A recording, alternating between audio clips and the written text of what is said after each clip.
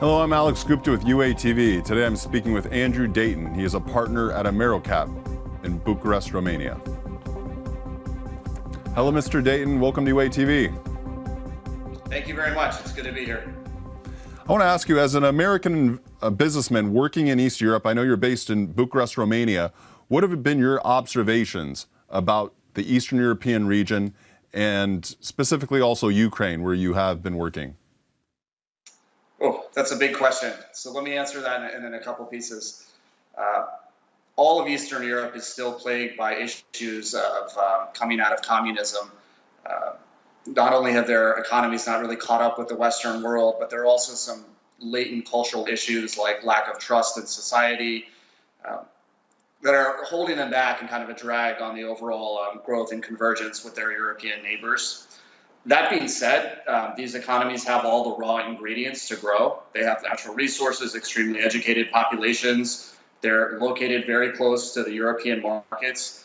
So it's an incredible opportunity for growth, but it's not so easy to take advantage of it. I mean, one of the reasons that we exist and have an office here in Romania is because you really need boots on the ground to deal with everyday problems involving everything from just regularly banging on the minister's door to push deals ahead to just being there to answer the phone for local partners that you're working with. So these are not by any means easy markets to get involved in.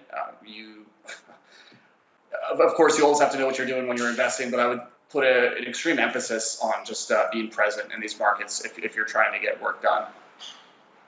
Okay, so you're saying that in East Europe, Ukraine, Romania, where you are based, you really need to have a presence there. You can't be a passive investor. You really need to be active. Absolutely. What are some of the advantages? What are some of the challenges you've experienced working in Romania and also in Ukraine?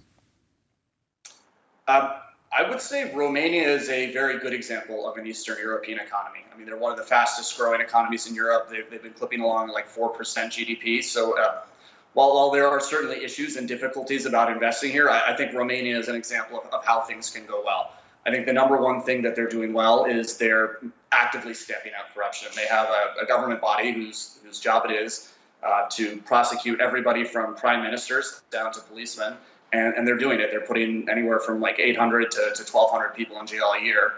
And it's sending a strong message that you can't be corrupt anymore. And that's one of the fundamental things that you need to have solved before you can have true free market growth take off and investment to drive that. So I would say in Romania, this is an example of doing things right. Another thing that Romania has done especially well is involve the private sector in the right way. I think past privatizations have been plagued by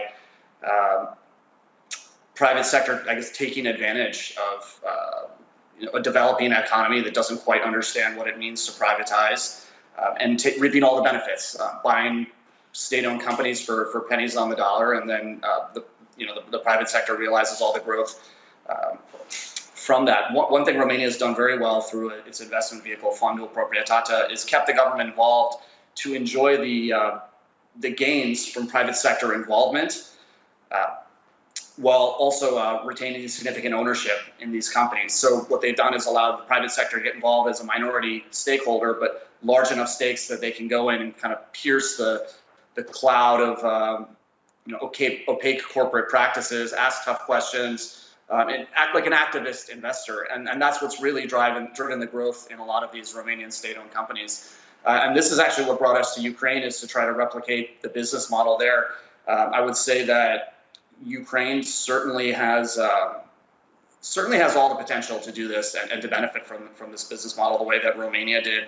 But obviously with the conflict in the East and stronger corruption issues, and I guess a slightly different social stratification, like there's a lot more wealth concentrated at the top, and a lot more poverty at the bottom, whereas Romania is a little bit more, has the wealth a little bit more dispersed.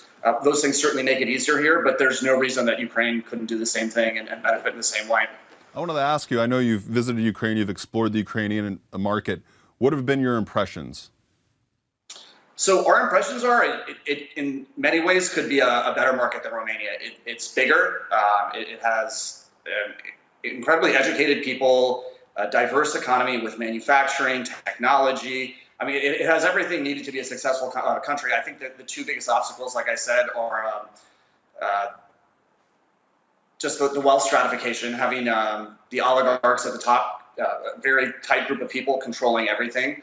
That makes it very uncomfortable for foreign investors to come in, because you've got to be either really aligned with one of these guys, or you're going to be constantly worried about being able to protect your investment, especially in a country where rule of law is not known as being strong. Not that it can't be, and not that it isn't making progress in that direction. And then I think the number one cloud hanging over Ukraine is the conflict in the East. I mean, any investor's biggest fear is just losing their investments to factors outside of their control and outside of control of the legal system. So as we see that start to clear up and settle down, we see investor interest will definitely pick back up in Ukraine, and we're ready to lead the charge with that. What do global investors, what do people in New York, investment professionals in New York, let's say, what do they think of Eastern Europe and of, obviously, Ukraine? I would say most investors don't know a lot about Eastern Europe. I remember when I first came out to Romania, a lot of people were asking me how I was going to do business here if I don't speak Russian. Most investors probably couldn't point to Romania or Ukraine on a map. Maybe Ukraine, now that they've seen it in the news a lot surrounding the war. But there is not a lot of understanding of it. That being said, there are a handful of investors that understand it extremely well, and you see that those people have done very well, and while the others have just simply avoided it. From the Western investor's point of view, there are so many good investment opportunities in these very deep markets like the U.S. and Western Europe that they really don't feel the need to have to explore these emerging markets with strange overhangs like war, corruption, to get them courageous enough to really take a deep look at these markets. They either have to know something about it already, like have some connection there, or they have to be extremely adventurous and bold to be willing to put the effort into learning about a difficult place. What other countries in East Europe or post-Soviet states look attractive investment-wise, that are really doing what Romania did? I think the best example is Poland, and what they kind of did it first. So I'm sure you remember from your history classes that Lech Walesa initiated shock therapy like the day they came out of communism, and made every single capitalist reform on that day.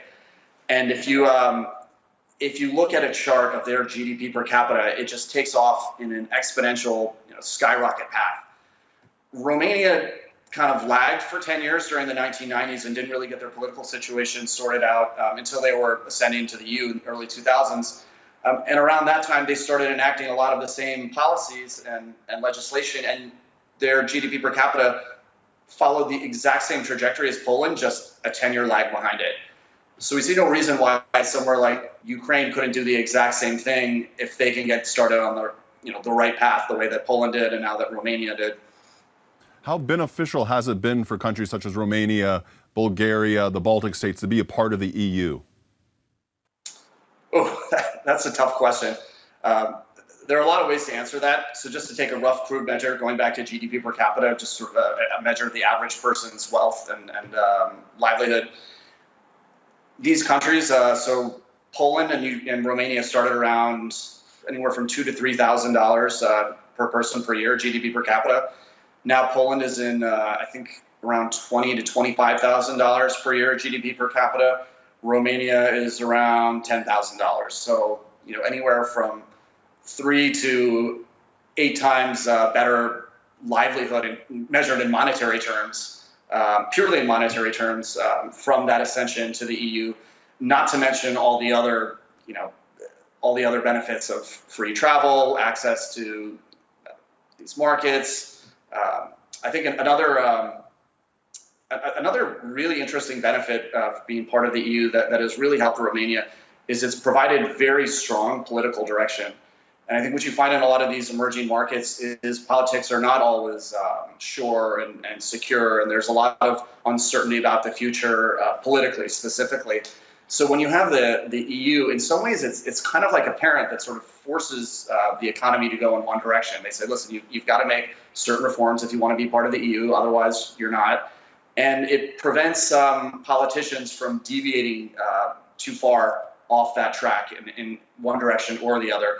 And so it provides a lot of certainty. I wouldn't call it perfect certainty, but a lot more certainty, which is not just more beneficial for purely economic reasons, but it helps everybody in the country sleep at night if they know where things are going. All right, and my final question, I want to know, where do you see the region going 5-10 years from now? What do you see happening in all of Eastern Europe? Do you see it going, headed more towards the west, or where do you see it? That is the $1 million question. If I knew the answer to that, I would be starting a hedge fund right now. If I had to guess, I would say that NATO ties are extremely strong along the frontiers with Poland, Romania. So we're always going to have a strong connection with the U.S. I would say that these markets, if anything, are going to turn more towards Europe, whether it's by officially ascending towards the EU or just like developing economic and social ties more deeply. We already see in Ukraine there's strong interest from at least part of the country to be more pro-European. We look at a country like Romania. I don't see them anyway going back. Like they're if anything, just going to become more and more Western. And these other smaller countries, I mean, they're looking to their bigger neighbors.